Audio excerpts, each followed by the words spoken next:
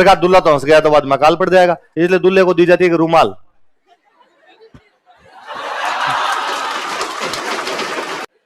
दूल्हे को इतना तक होता है तेरे को हंसना भी नहीं है, तो गांव वाले दूल्हों कहते हैं गांव में यदि दूल्हा हंस जाता है तो अकाल पड़ता है गांव में। इसलिए आप गांव वाले दूल्हों के कभी भी शादी के एल्बम देखो, हंसी नहीं है भाई साहब, सीरियस, भयंकर सीरियस रहता है। कूट के लाए इसको, या कोई कुछ कह दिया ससुराल वालों ने, अब फिर होता क्या, अंदर महिलाएं मजाक करती है, खूब सारी महिलाएं मजाक करती, हंसी तो आए यार आदमी को, पर कहा दूल्हा तो हंस गया तो बाद में अकाल पड़ जाएगा, इसलिए दूल्हे को दी जाती है कि रुमाल।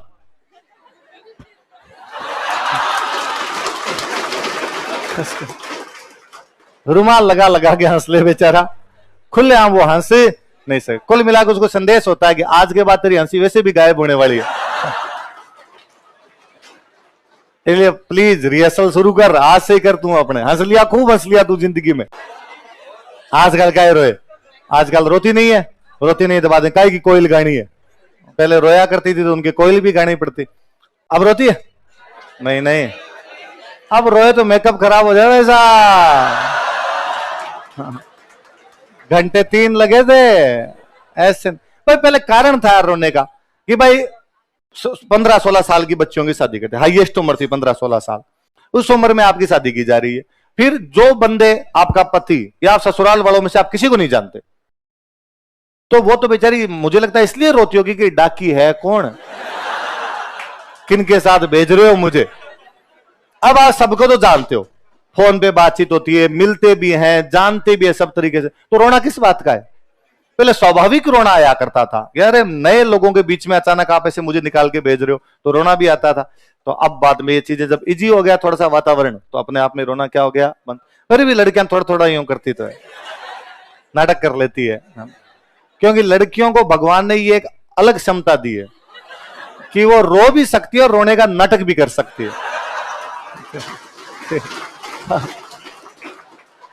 और महिलाओं के रोने वाला नाटक देखना हो तो तब देखा जाए जब वो दूर दराज का रिश्तेदार मरे।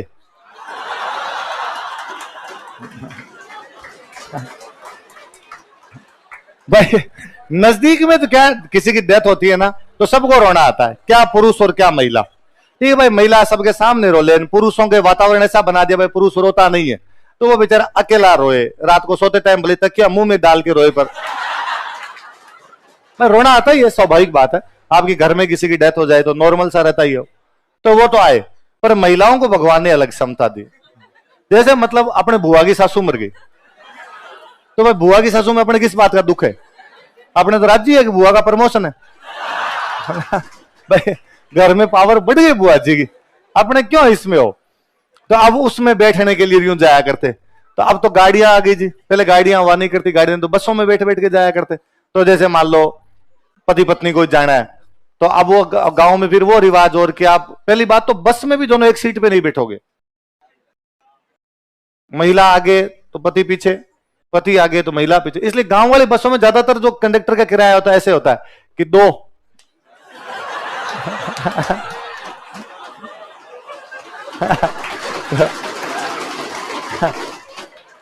पीछे से दिया तो 2 किसी महिला से किराया मांग लिया तो बोलती तो है नहीं, इशारा कहते ला रहे मांग लीजिए आपने। तो आप पहली बात तो वो बस में ही साथ में नहीं बैठ सकते आप, बाद में आप उतर गए, उतरने के बाद में और आपको आगे पीछे चलना पड़ेगा, आप एक साथ चल भी नहीं सकते।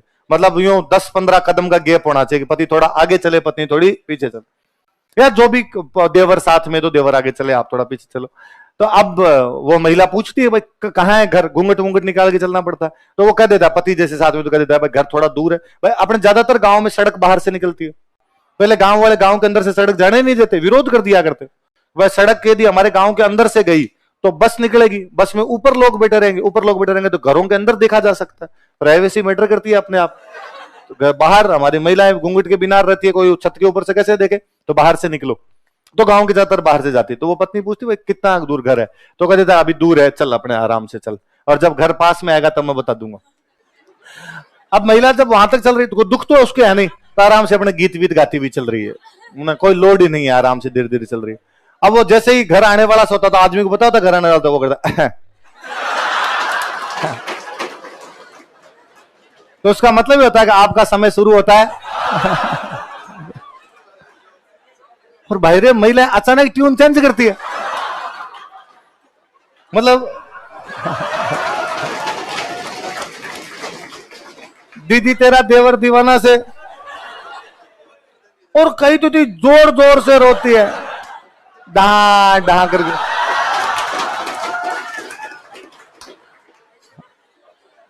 और मुझे उससे भी भयंकर ये लगता है कि भाई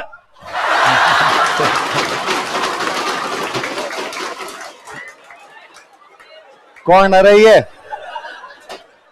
कौन महिला जिसका पुरुष रूप में जन्म हो गया है। महिलाओं के इतने ज्यादा विकसित गुण किस में है? तो अब उससे भी, अब बाहर कोई बंदा बैठा ना, उसको ये लगता है कि ये जो अभी अभी रोते हुए घुसी है, इसके सब एक खास था अंदर बड़ा, क्योंकि उसका कुछ ही नहीं लगता। गाय के भैंस लगे तो वो उसके कुछ लगे। उससे भी भयंकर ही है क्यों, अंदर जाके रोती रोती जाती, रो नहीं रही वो, मतलब यूं जोर जोर से बोकरडे मार रही है, बाकी रोना का है। अंदर जो महिलाएं बैठी है उनको भी पता कि नहीं रो रही, क्योंकि वो भी तो वैसे ही आई थी। उसके बावजूद उसको चुप कराती, ना ना भाई ना। आसी वे तो जासीर है, विधाता घर का लेख लिखियोड़ा है, नहीं नहीं रोनो नहीं भाई, रोनो नहीं रोनो। और मतलब आधे एक सेकंड, मतलब 30 सेकंड, मतलब आधे एक मिनट ऐसे करो, इतने वो चुप हो जाती है। मैं कहता हूं यदि एक्चुअल में आपको रोना है तो 5 मिनट तक रोना रुके नहीं, है ना। वो यू आपका जो स्वर जो होता है उसमें आरोह है अवरोह रहता है, ऊपर नीचे ऊपर नीचे, हिचकियां सुबकियां, वो भयंकर तरीके से आपको आएगी। आप रोना रोक ही नहीं सकते, अचानक ब्रेक नहीं लगते रोने में। आप रो रहे थे आप अचानक चुप हो गए, ऐसा होता ही नहीं है। वो महिलाएं ये होती है, वो अचानक रोती, अचानक चुप होती। और इतना मैं घर में भी सबको समझाया होता है, जैसे ही गई रोई, वो कोई आई महिला, कोई बूढ़ी ठाड़ी महिला, सिर पे हाथ रखती, भाई ना ना ना ना ना, अरे रो ना, दुख ना करो। इतने में कोई ना कोई लड़का वहां घूमते रहते, टाबर घूमते रहते, वो चाय पानी कोई ना कोई लेके आ जाते हैं, और लो लो चाय, लो लो बिन चाय पियो, चाय पियो, और हाथों हाथ, मतलब 5 मिनट छोड़ो, 2 मिनट बात तो अपने पड़ोसन से वैसे बात करती है, थे वो चूड़ो कि तुम ले आ।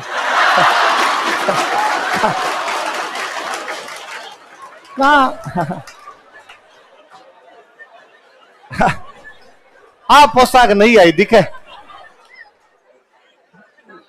हालात बदल गए, जज्बात बदल, कैसे कैसे किया जा सकता है। इसलिए लड़कियों, तुम एक चीज की हमेशा समर्थक रहा करो कि घूंघट कभी खत्म नहीं होनी चाहिए, क्योंकि जिस दिन घूंघट खत्म हो गए ना, तुम्हारी इस कला का पता चल जाएगा लोगों। ये जो घूंघट की आड़ में पाप हुआ ना, ये जाओ किसी के यूं फालतू में रो लिया गया, मुझे लगे तो इसने घूंघट खत्म कर दिए, बिना घूंघट वाले तो कैसे रोती होगी। तो अभी भी गांव में इसको रोना नहीं बोलते, इसको कहते हैं पल्लो लेनो। रोना बोलती ही नहीं है, कि वो पल्ला ही लेती है वास्तव में, घूंघट